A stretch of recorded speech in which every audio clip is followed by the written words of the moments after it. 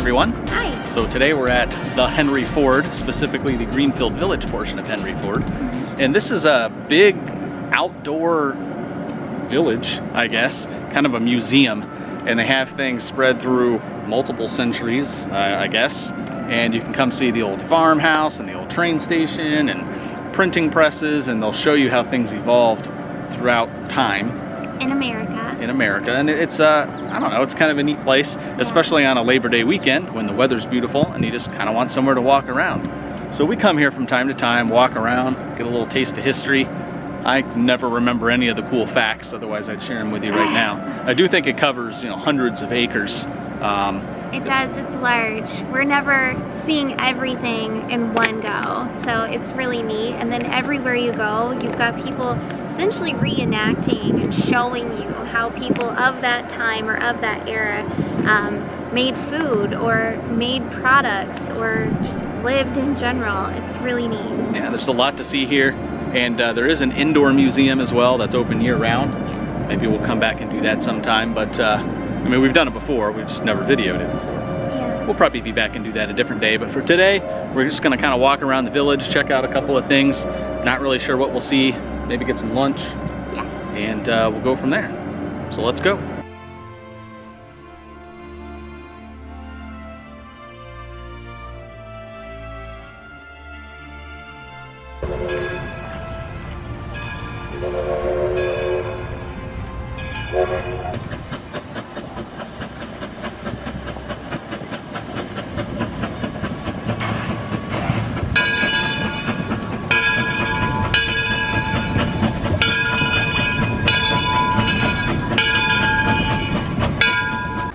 Here at Greenfield Village, they do a lot of their own vegetable growing and tending to the farms. I'll be honest, I don't know what any of this is. Well, that's corn over there. And I don't know, maybe cabbage over here? Here we have a very oddly shaped horse. There's another one. We got a lot of space to roam here. One more out that way. And over here at this place, this is kind of the working farmhouse replica. Let's take a look inside. Normally, we don't even make the batter for the cookies until we're done with the dishes from our biggest meal of the day, which we call dinner, and we serve at noon. But because this is the time of year when all our fresh produce is ready for harvesting, actually when you leave the house, there is an exit downstairs, and if you go all the way to the left, you'll see a room where all of our produce and our preserved foods are. You'll see we have a lot of cabbage. Do anybody know one way of preserving cabbage so we can eat it all year round? Sauerkraut is pickled cabbage, and if you pickle foods, meaning you add vinegar and spices and things like that, you don't need to keep them in the refrigerator because we don't have a refrigerator. The stove is very hot. It's working. She could, of course, hire a Dining room. farmer to help her husband outside. Who do you think this guy is? I bet he's related to Tim Tracker. Another fireplace over there. I like all the fancy clocks. And an organ. That's pretty cool. Alright, heading down to the crypt. And typically it gets a lot cooler down here. Big pot for cooking. And the wood. And they do use all this stuff. Laundry. What's in there, Jess? Veggies. And these are real. These are not imitation. But this is from the nearby farm. And then the stuff up on the ceiling here is all curing things. Don't know what, but... And even some chili peppers up there. They are out here working the fields right now. Here's another look at the garden behind the house. You can see some tomatoes growing. All kinds of goodies. Looks a lot like the garden we have at home, except we don't have a garden at home. Ew. Here's another fun part of Greenfield Village. The poop. All right, chickens. And over here we got some sheep hanging out. That one over there is chewing. Nice. There's the baby sheep. He's chewing too. Oh, he's got a little fly bugging him. tell you, they got chickens everywhere, don't they? One of them's kind of going to town. Looks like this chicken's found the grapes. I don't know, was that a chicken or a hen or a rooster? I don't know the difference. Brown, white, speckled. Let me know in the comments if you know if that was a chicken or what it was.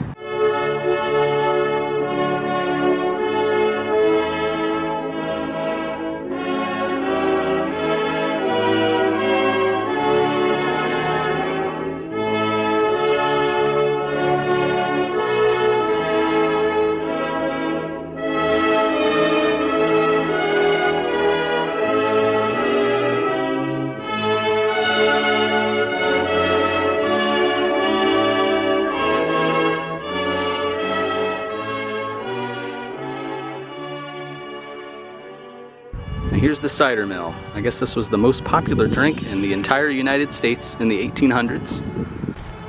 Here's a look at the building. Now we're over here by the Stony Creek Sawmill. It cut lumber for many early Greenfield Village projects. But just next to it here is one of the coolest spots on property, the wood-fired kiln. And I think they only fire this up about 2 times a year. One of the reasons it's so cool is this twisty brick chimney that they have here. It's just kind of neat to see. Now we're over here in this area. This is where you're going to find the printing press and the pottery shop over here. I think the glass blower's out that way, so let's go check it out. Alright, we're in the pottery shop. They're getting ready for Halloween. They got some little jack-o'-lantern type things. Oh, what's that snowman doing here? And when they make the things here, this is the kiln they use back here. Not the one outside, but this one. And as you can see, they have a lot of things here ready to go. They also have these big industrial kilns here, so maybe this is what they use. But that big guy's back there too. There's a look at one of the wheels. There's some wet clay on there, so recently used. Now that's our salt glaze kiln back there through the glass. That's what that brick structure is. And that's the salt glaze. That's the salt glaze. And of course that's this speckled here. For instance, this is the regular glaze, the clear glaze. This is the salt glaze. And as you see, it's more durable and it has a texture to it, and of course it's that really cool look. Now this was very common in the early 1800s, and the stoneware. In fact, the stoneware at the farmhouse that they used to make a meal every morning was produced here. So very much the era. Yeah, very much. And of course our luminaries, we have 400 produced this year, and each face is just a little different. Just a little. And I love these little pots. Those are called our mini pots. But I had some, a couple of young girls in there. She goes, oh, those are potion pots. And I thought, oh, I should call them potion pots. Now Alex here is going to be forming, I believe, another tumbler. He is using porcelain. Coffee mug. Oh, coffee mug. There you go. He's got a coffee mug. Okay. But that is porcelain. But we mainly produce items in stoneware and redware. And as you see, there are no price tags here. The gift shop does that. So once items are done here and ready to go to the gift shop, they handle all of that. But we do see our pottery being used in the Eagle Tavern. They serve their meals there with that. And of course the farmhouse and the Daggett Cottage.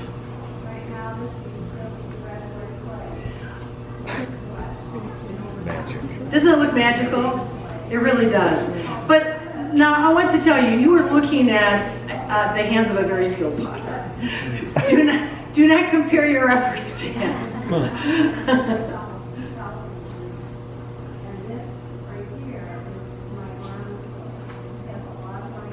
I asked a master potter once, I said, what do you think is the greatest innovation of pottery? And he said the potter's wheel. And of course, that innovation is 6,000 years old. And we're still using the same concept. Here we have the weaving shop. They have all kinds of looms in here. So let's go check out the looms. You can hear that train again. Let's go inside. Here's some wool. Some chunky sheep. Here's some sort of large mechanical loom. I can't even begin to fathom how this works. Jess knows how to use a loom, right? Pass the shuttle across, you are able to send it to with your wrist. Now we are able to create about 3 feet of fabric in an hour. Oh. The pattern is still just straight lines and linear, no patterns. However, in 1803, that means we're cutting like the next loom. That's the gentleman. And now we are able to create fancy patterns as well. The draw loom is able to lift 1 thread at a time. That's the next innovation. Before that, you weren't able to. These threads were only in groups on the shaft. So this is what helps you make like the patterns? Yes, the That's control, cool. the individual control. Right. And the pattern is controlled by the punch cards. Oh. So he also has the Wow. punch cards too. All right, headed over toward the printing office now. Sometimes they have some demos going in here, but not always. This is our Washington press here. Washington press was invented all the way back in 1829. It was invented by a man named Samuel Rust. And so when you're running this, first step every time is I have to re-ink it. So I'm just gathering up a bit of ink here, and then you're just going to take your ink and roll it right on the type.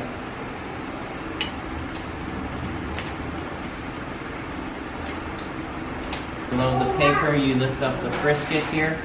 Underneath there's some tabs. They're going to hold the paper. Once you got your paper in place here, this whole half's going to come down.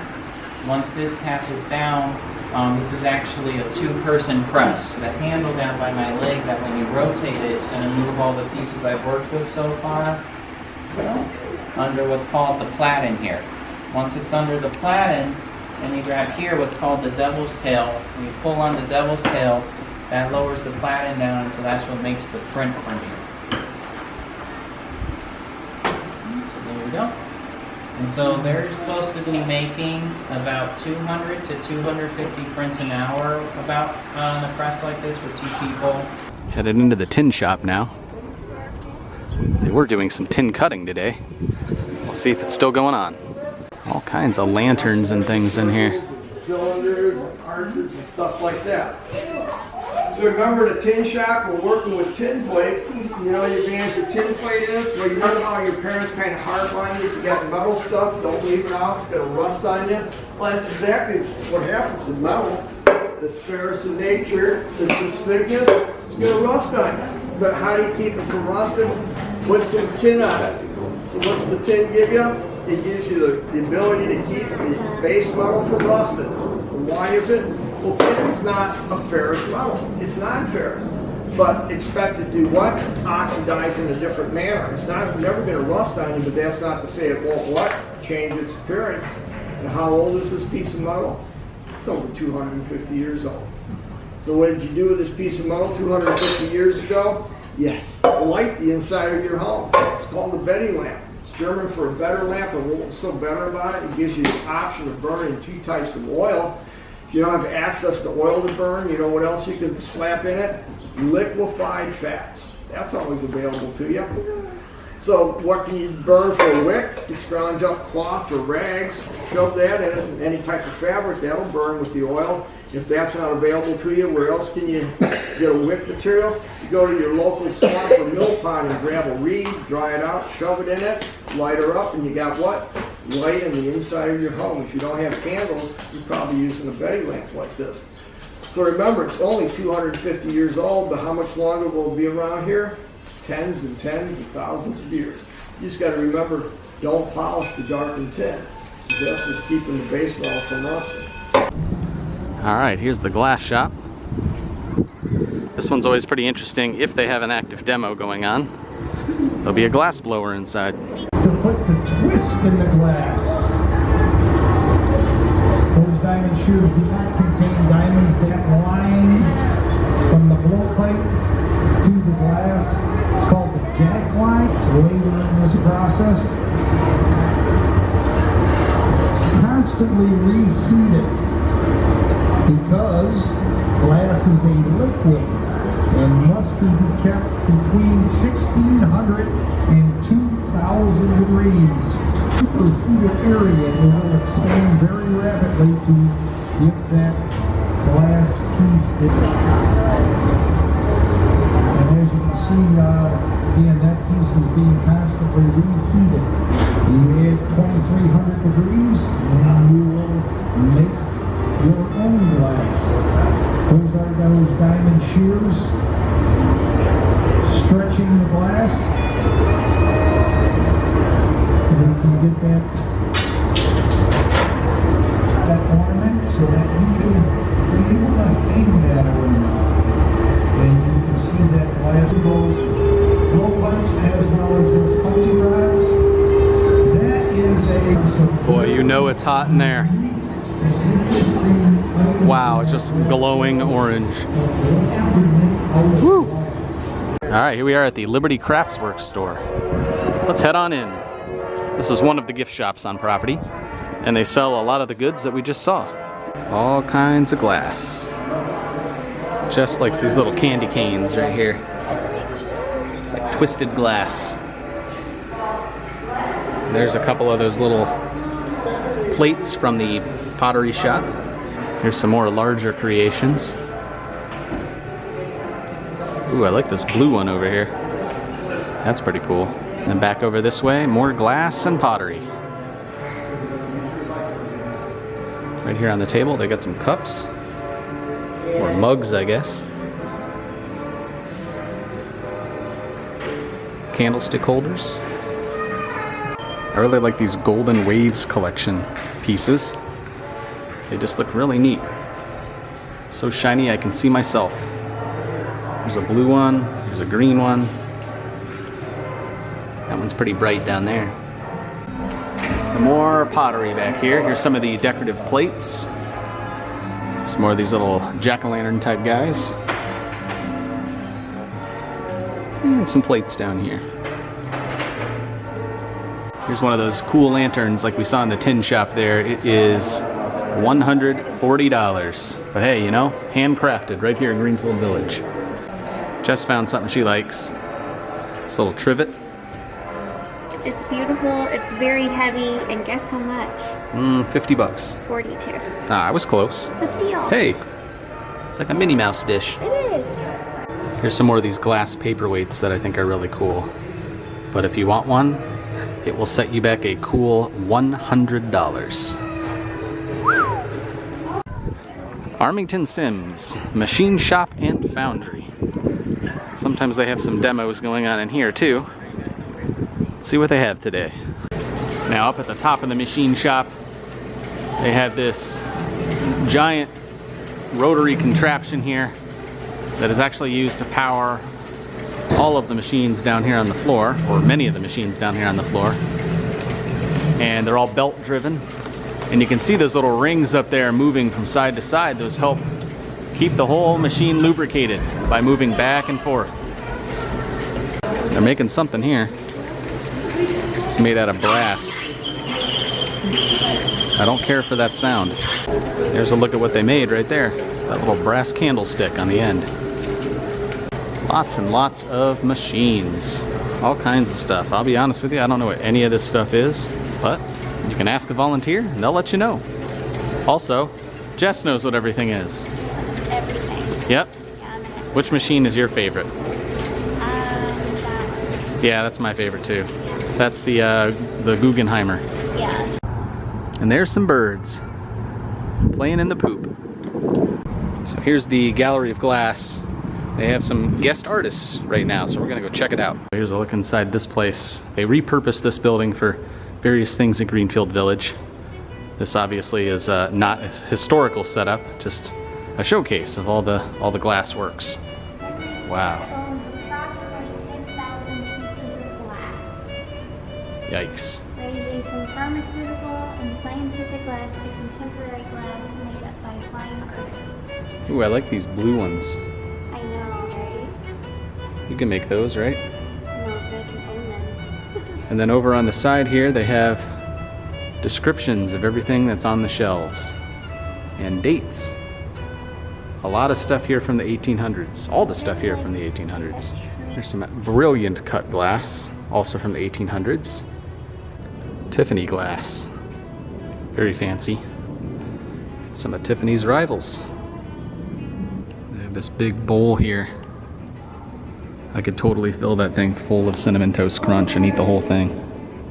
This is pretty cool. It's like a little teapot. We're inside the train shop now. I guess this is where they would work on and build trains and various engines. The axle truing lathe and wheel press. Weighs several tons. Here's a look at this thing.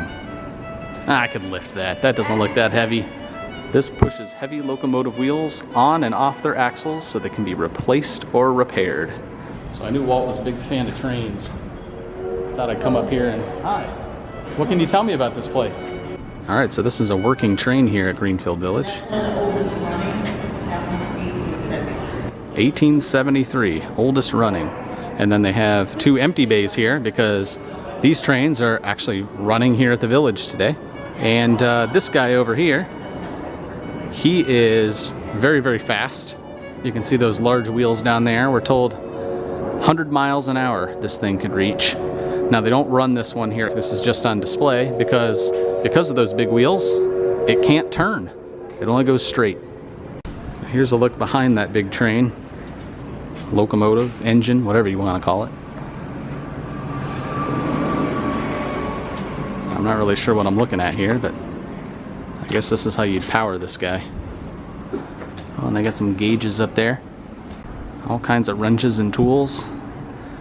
They swap these out every 30 days to come in for maintenance and boiler wash. Nice. All right, Jess, how big's that wheel? 6 feet. Bigger than you. A bit taller than me. There's all these tracks on the ground, and this thing spins. It still works, and it will shuffle the various train engines into their respective bays. That's how that works. This is not an original building, but it is modeled after a few different original ideas and retains some of the original structure. All right, Jess and I are getting pretty hungry now. We're gonna go see if we can find something to eat. They have a couple places to eat here. Not a whole lot of options, but there's one place in particular where they use a lot of the vegetables and locally sourced things from around this area, including stuff they grow here.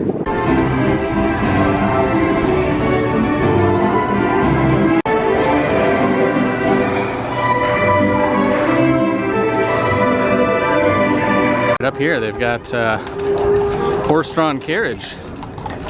You can take some rides. Looks like a good time. There comes a few more.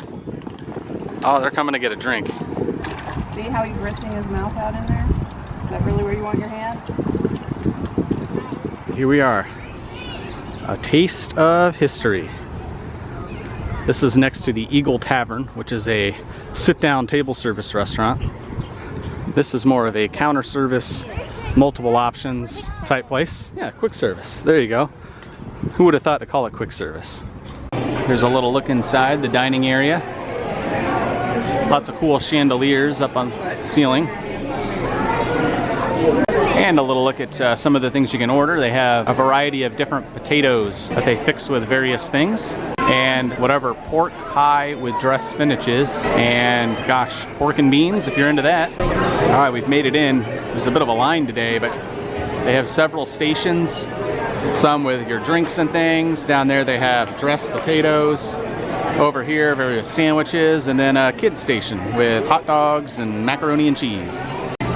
That mac and cheese looks pretty good. All right, it's very loud in here, but I got the what they call railroader sandwich made on some of their special, I don't know, nutty hobo bread. I don't know, it looks pretty interesting. It's got turkey and cheese on it. And Jess got the chicken pot pie loaded potato. That looks really good. And then just a couple of waters. All right, Jess, how was your meal? It was okay. I like potatoes and I like chicken pot pie, but there was very little flavor actually in it. It needed a lot of salt and pepper. Well, how about after the salt and pepper? It helped. Okay. Well, I got that hobo bread sandwich. What was it, the railroader sandwich? Yeah. I thought it was pretty good. It was better than expected.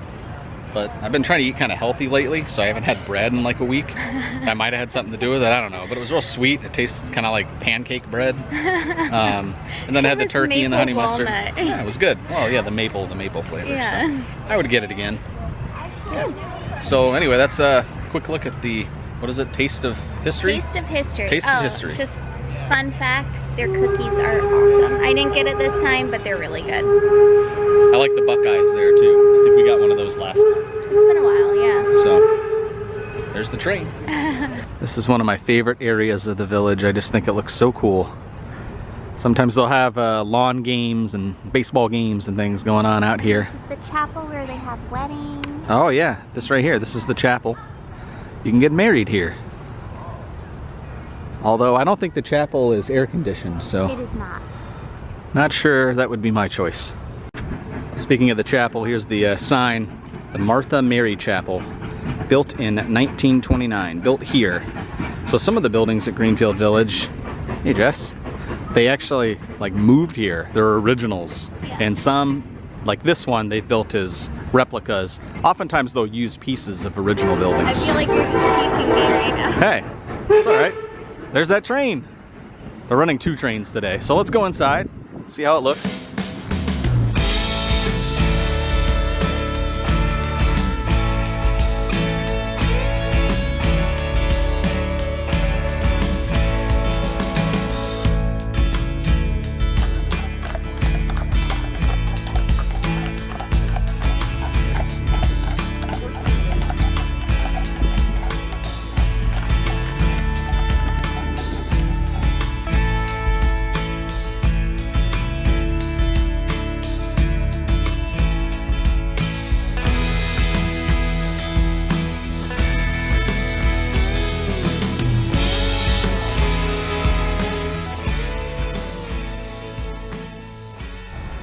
Here's the schoolhouse on property. Single room schoolhouse. So this is actually from the nearby area, 1861. Scotch Settlement School. Let's take a look. Here it is. Teacher's desk right up here. And student area. Here's the George Washington Carver cabin over here. This was built again here in 1942. So this whole area of Greenfield Village has kind of a look back on this cabin style. William Holmes McGuffey birthplace. This was built in 1790 out in Pennsylvania.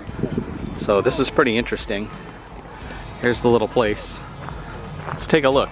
So this would be an example of one of these buildings that's actually transported to Greenfield Village. We'll take the necessities and the books. Jane, you and William go outside and play. I, William Holmes McGuffey, was born in this house. But when I was 2 years of age, my father sought the untamed land of Ohio to cultivate. So the McGuffey home here, as we just heard from the schoolhouse, yep, that's the same McGuffey. They would use McGuffey readers there in school for a long time. Hey, this is the guy. This is kind of where he came from. Here's another schoolhouse, one-room school from the early 1800s. And this one is named for McGuffey. Again, this is a replica. So this one obviously predates the other schoolhouse. It's a little bit more rough around the edges, but let's check it out. All right, in the schoolhouse.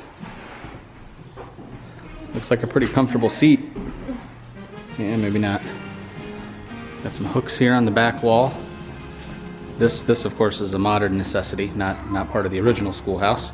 Blackboard up front, fireplace.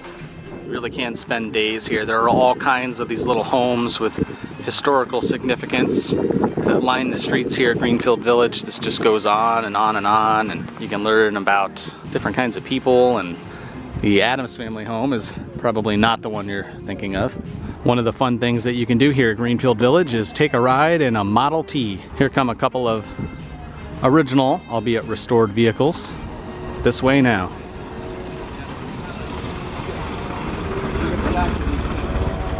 Here comes another one. This one's a little more fancy.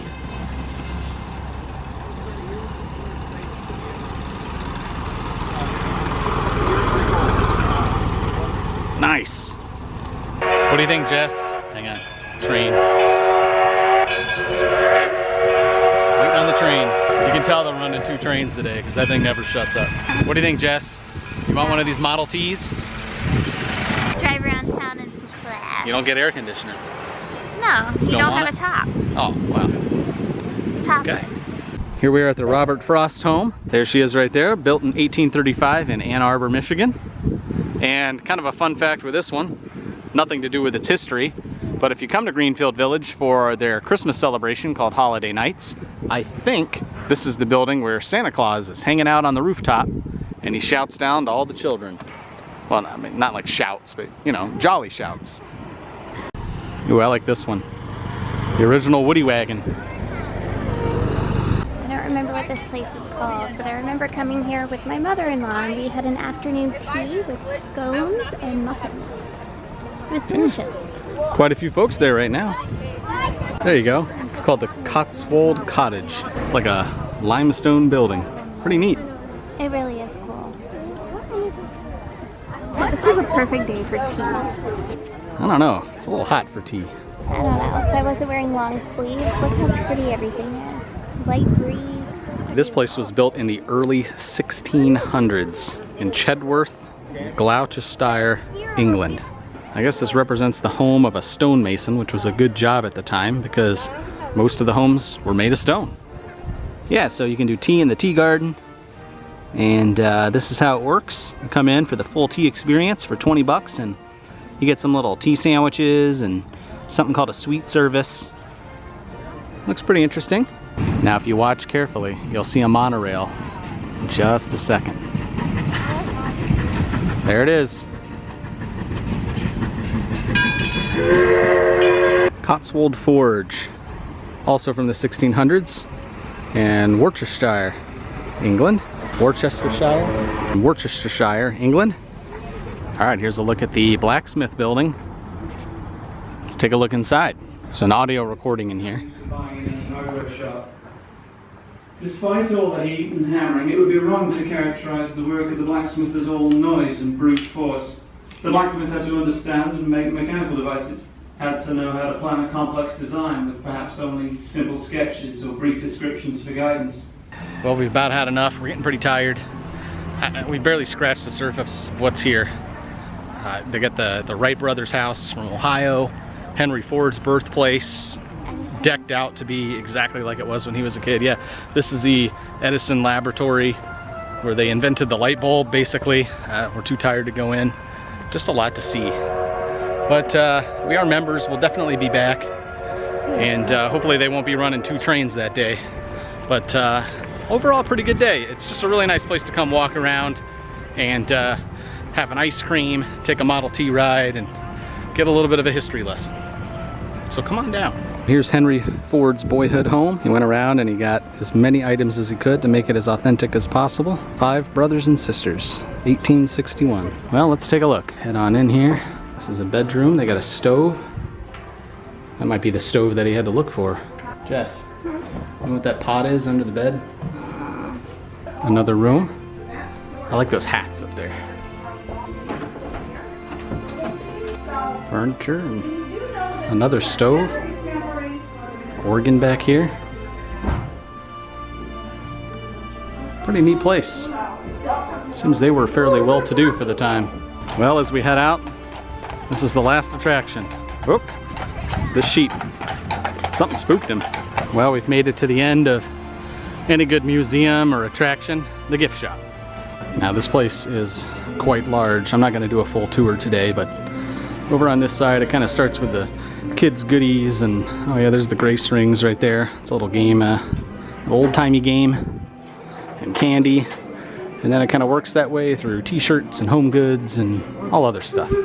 Now over this way we got a bunch of house goods, household items, and umbrellas and soaps and candles, some sort of oily stuff over here, and then back this way they're starting to get out the Halloween goods and t-shirts and some other snacks and things back that way. Here we got some jams and preserves. Each one is $12.99. I like the strawberry. Ooh, the pear would be good too. Here's some pins and patches and Christmas ornaments. And some postcards. Some magnets. one of the coolest things they have here are the cookbooks. We've actually purchased some from the Henry Ford before, though I think the museum gift shop. But they always have some pretty interesting things here. Buckeye Cookery and Practical Housekeeping. Original recipes from 1877. I bet they're cooking with full butter in that one. Or 101 Things to Do with Chocolate. All right, so we just wrapped up in the village. We're taking a quick break inside the museum building, and then I think we're gonna head out. But overall, a pretty good day. We got a couple things at the gift shop, some gifts for a couple people. And I don't know, what was your favorite part? Gosh, I don't know, I think just the day itself was my favorite part, but we've been here several times before, and I always like seeing the historical things. I really like hearing what the people have to say. We were talking about it at lunch, and the guy at the tin shop was actually really interesting. Yeah, I think he was my favorite. I got some video, but he talked for like 20 minutes. We were in there for a while. Yeah, so those are always my favorite part, the glass shop, where they do the glass blowing. I love that every single time. And today it wasn't burning up inside, so I think those are my favorite parts. Yeah. So anyway, we'll be back, but I don't know when, but we'll be back. You should come too. Or have you ever been before?